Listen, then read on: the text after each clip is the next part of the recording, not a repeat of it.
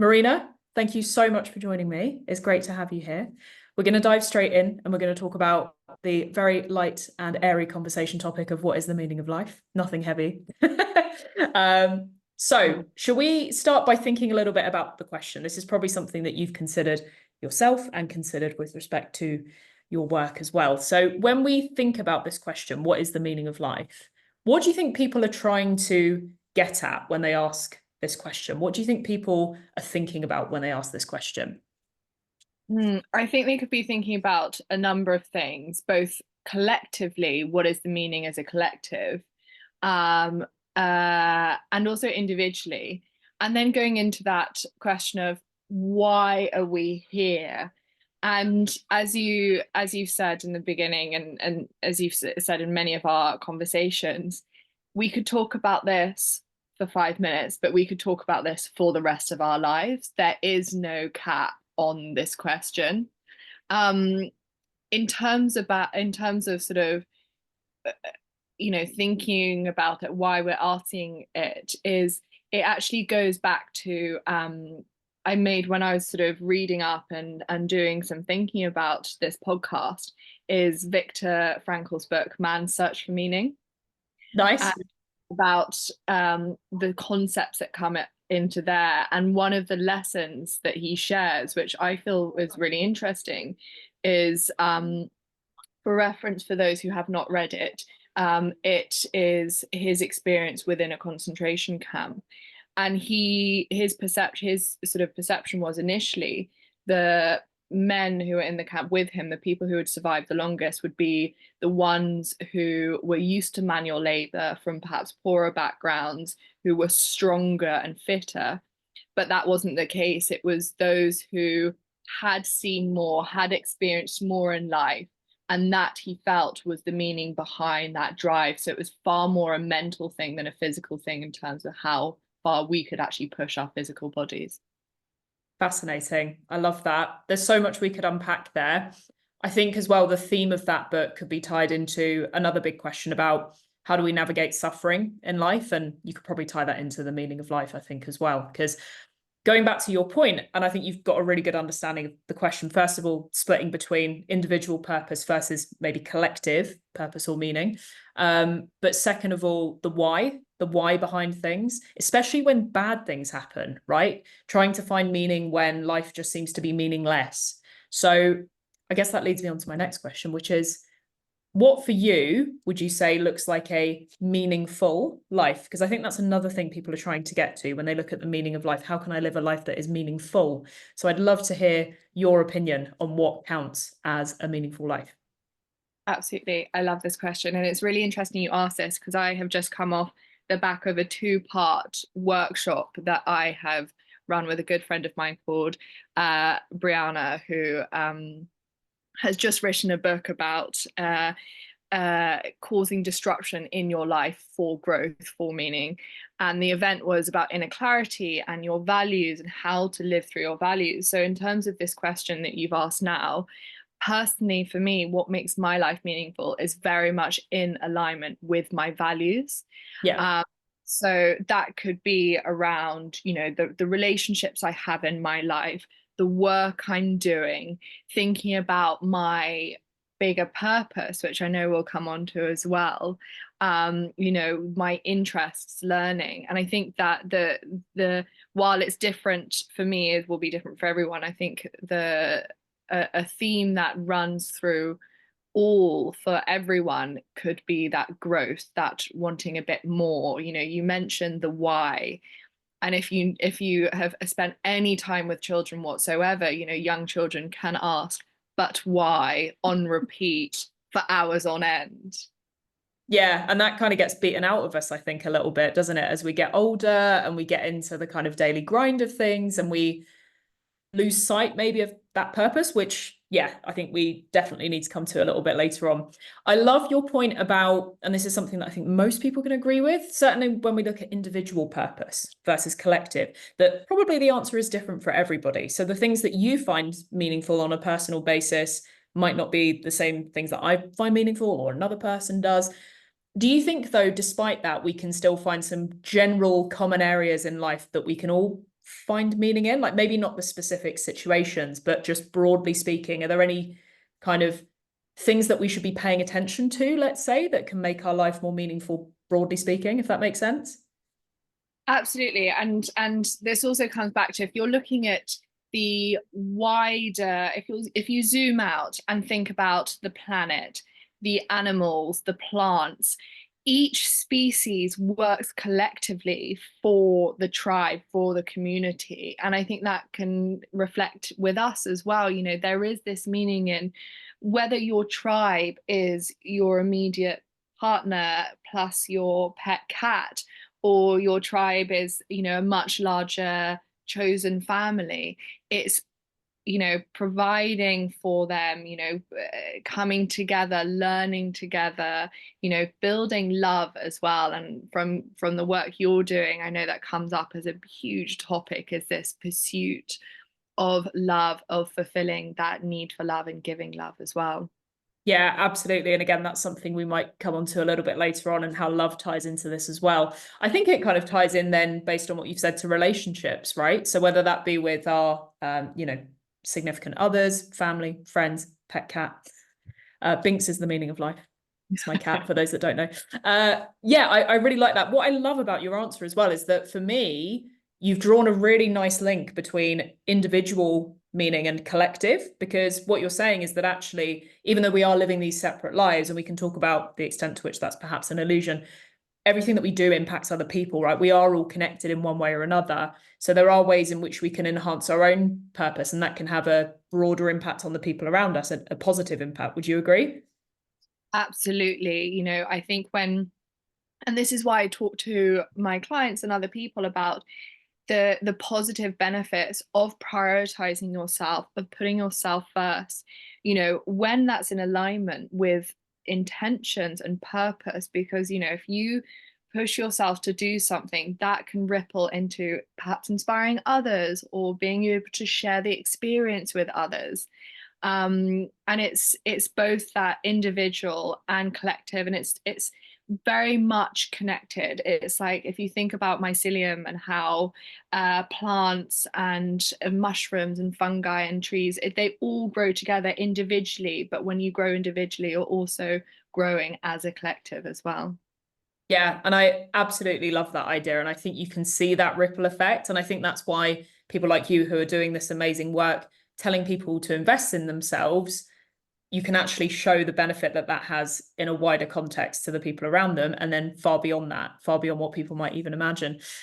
Okay, we've talked about this before, but I'd love to address it a little bit. I feel like even though people have this, I would argue, inherent fascination with this question, what is the meaning of life? When it comes to cultivating your own life, like on an individual basis, a lot of people seem a bit resistant to that. A lot of people might think of themselves as being selfish if they start to engage in, say, self-care. There might be some resistance to maybe finding your purpose when it comes to what you're meant to be doing, if you can talk about it in that term, certainly with regard to things like careers and stuff like that. So I'd love to hear a little bit about where you think that resistance is coming from. I've mentioned this idea of maybe feeling a bit selfish, but do you think there's a deeper feeling underlying that that brings people this discomfort when they start to embark on this kind of journey? Oh, absolutely. And even this one individual question I could talk about for hours. You mentioned it earlier, where we were talking about how children can ask, but why, on repeat. And that can be, you know, metaphorically beaten out of us. Oh, just because, or don't ask so many questions, or, you know, I don't have time for this. Equally, as soon as we go into mainstream education, we are taught to always depend on the teacher. You know, it's even when we are coming up with answers, it's like within an arena or a small sort of box. We are always asked to, you know, refer to someone else, to ask this teacher if you want to do this, ask someone if you want to do that. And so we lose the ability to make decisions for ourselves. And this is why we then get into that feeling of, you know, having to follow societal expectations, or our life being filled with shoulds. And even hearing phrases such as, being selfish is a bad thing, or you should always put other people for yourself, those things are never caveated by, within reason or if XYZ. And I think, it also depending on, what your culture is, what your background, what your gender, that can also impact, feeling the need to always be of service to other people. And this, we have created either a society of people pleasers or a society of people who are actually don't even want to step out of their comfort zone for fear of having to be in service or not doing it quite right. And so when we start investing in ourselves, whether that is time, energy, or money to connect back to ourselves, that is outside of our comfort zone. And being outside of our comfort zone is scary because it's new, it's unknown. We don't know if we can trust ourselves because perhaps we haven't really done it before. So that is why it can be so hard, suddenly working out. The answers aren't outside of myself from a guru or in the explore page on my Instagram. The answers are actually inside. So that would be, initially what is scary, that what prevents us from doing it. But also I find when people do start that journey inwards of self-reflection and of what they're doing, they can start feeling quite disappointed with themselves because they think, okay, well, if I've had it all along, why haven't I done this before? And that again can bring us back into, oh, I don't want to touch this. This is scary. But it's remembering to have compassion for ourselves, allowing ourselves to do it slowly and being curious and coming back to that. But why? Never stop asking, but why? If it interests you, there's a reason behind that. I love that. So much to unpack there. And I feel like we could probably do a whole other episode just diving into that exact question, like you say. Wow. Yeah, that's given me a lot to think about. On the topic of, and I completely agree with you, I feel like we get, probably even before we go to school actually, but like you say, it kind of gets cemented by the time we go to mainstream education. We're constantly being told like what to prioritize, what to do, what to focus on, what to pursue as a career goal and things like that. So I'd just love to consider the question of, and again, you can base this on your experience of talking with people and working with people, how many people you think are actually living out somebody else's meaning for their life rather than their own authentic meaning? Oh gosh, I think the majority of us are fulfilling some sort of something that isn't ours, that is an expectation of our parents, is something perhaps our parents never could do or have thought that it would make our lives better to want it. And I also say this not putting a blame on other people. We are always doing the best with the tools we have, at the time. And, even if it's a parent who has put an expectation on us, that's coming from love, from growth. It's their, perception generally is I'm doing this because it will be good for my child, whether it is or not. Yeah, definitely. I don't think any parent wakes up in the morning intending to mess their child up or make them feel bad. I think a lot of it is well intentioned, but that doesn't mean that the result is good or productive for the child and their own unique individual, personality, let's say. Actually, if it's okay with you, I was going to play a clip from the Pixar film Soul that ties into this. And then I want that to lead on to another question about how we can actually go about finding that authentic purpose, because it kind of happens magically in the film. And I'm not sure that's exactly reflective of what it might look like in real life, but I think there's a lot we can learn. So just to give you a little bit of context, this is a clip from the Pixar film Soul. And I did mention it, I think, in the last episode of this podcast, but the clip we're about to see looks at the role that the soul plays in helping you to discover, rediscover, depending on how you look at it, your actual purpose, and maybe questioning what you're doing for the very first time. Like you mentioned before, this idea that sometimes it takes quite a while for us to get to a point where we're actually thinking, okay, I'm doing this thing in life, but what am I actually doing it for? Thinking about the why behind it. Poor fellow. Some people just can't let go of their own anxieties and obsessions, leaving them lost and disconnected from life, and this is the result. Make a trade? Looks like another hedge fund manager. Now, to reconnect to your earthly body. Whoa, that's me. Thank you.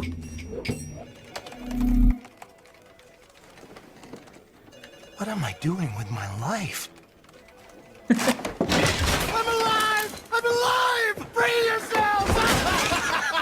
It's beautiful! Whoa.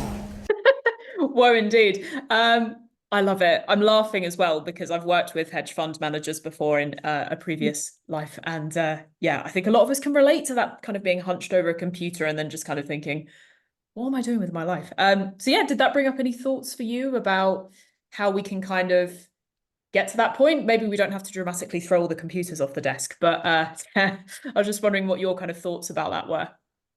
Yeah, I mean, I think when people get into it, there may be people who are hedge fund managers and it is totally aligned to their purpose, their soul mission, written in their astrological natal chart. But I feel more often than not, the people who are in that industry or any industry where you're hunched over a desk for hours on end, going way over what your contract says, is because we've been taught that the meaning of life is money or buying things or consumerism or being bigger and better than anyone else, and that we then buy into that and we make all the money, we win all these accolades, and then you're left thinking, but hang on, this isn't filling that hole inside. Yeah, 100%. And I totally agree with you. I think the profession that's being depicted, it's kind of neither here nor there, because there will be plenty of hedge fund managers who might be happy and fulfilled in that role. You could apply that to any job. One person's dream job is another person's nightmare, right? And that can depend on so many different factors. So yeah, not to alienate any actual hedge fund managers, but I think the point stands, which is that you can sometimes have this kind of epiphany, right? Of what am I actually doing? Like you say, I've chased success, and I'm using that in inverted commas because I think we can definitely dispute what notions of success genuinely are. And I think the message that we get from society, which is that it's in money, it's in status, it's in outdoing everybody else, is very, very flawed, to say the least.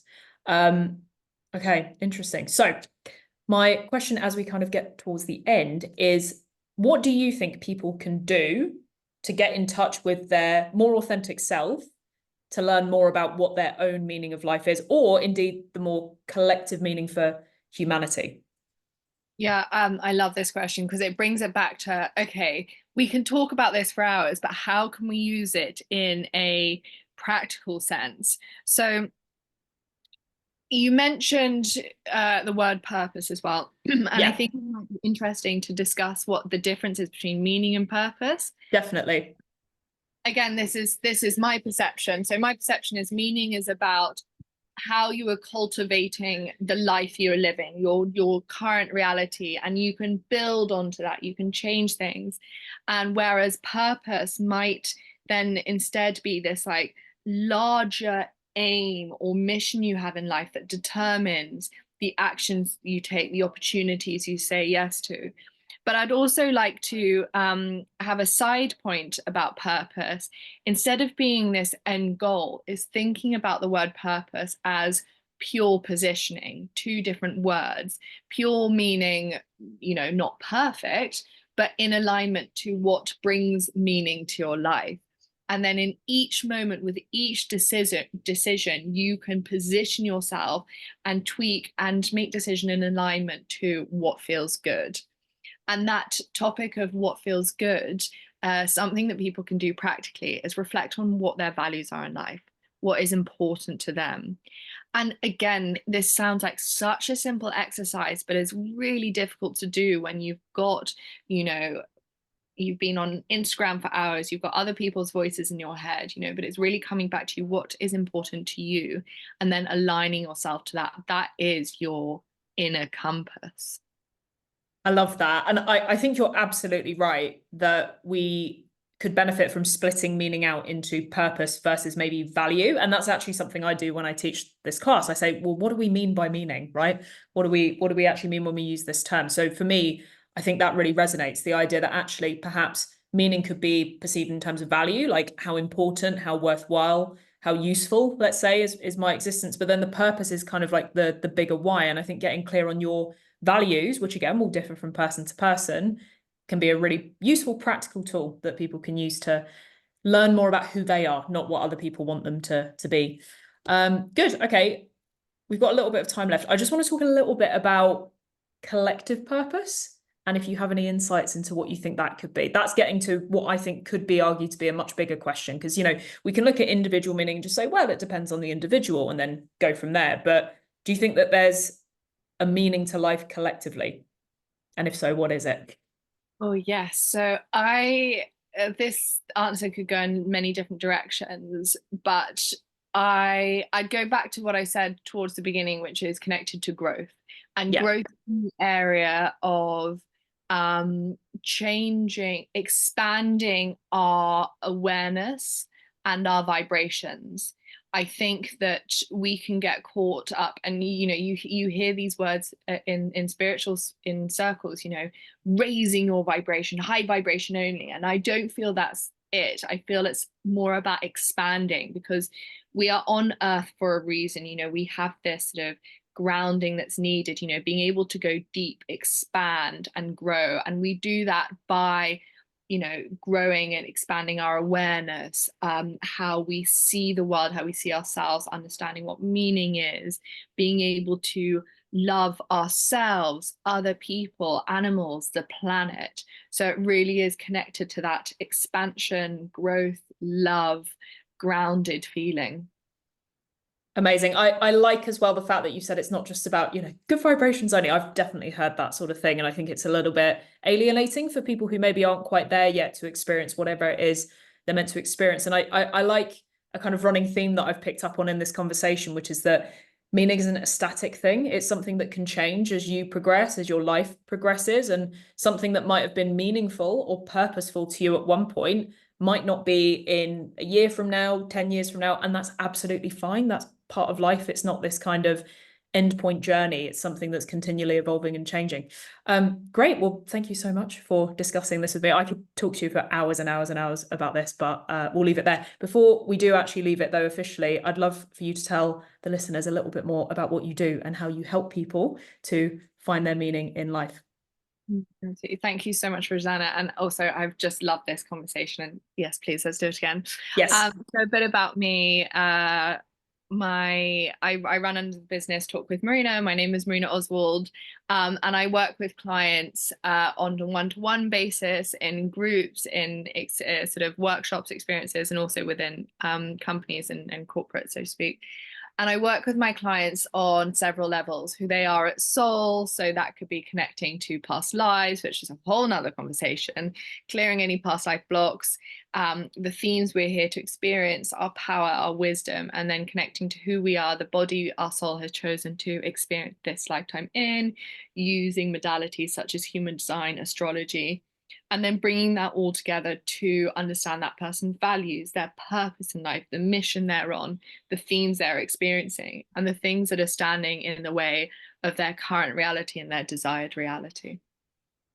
Brilliant. I love it. I'm going to leave a link to your profiles and website, if that's okay, so that people can find out more. And for those listening, again, I can attest to how wonderful the work is that Marina's doing, because I've worked with Marina both one-on-one and in a group setting. And I've got to say it was amazing, especially I think for learning more about who I genuinely am as a person. And I learned things about myself that I didn't even realize were a problem or were the case, right? So one of the things I learned about that we talked about a little bit earlier on today actually was my people-pleasing tendencies. That was just something that I never actually really recognized in myself. And then being able to learn about that actually enabled me to employ some strategies that have made me feel a lot more confident. And yeah, a little plug there for you. I think the work that you do is fantastic, and I think people would really benefit from it if they feel they need it. And I feel like everybody needs to be more aligned with their purpose. So there you go. Everyone go and check out Marina's stuff. Thank you again so much. We'll definitely get another one of these booked in, maybe talking about the past life stuff, but we'll see nearer the time. But yeah, again, thank you so much and take care. See you soon. Rosanna, bye. Thank you. Bye.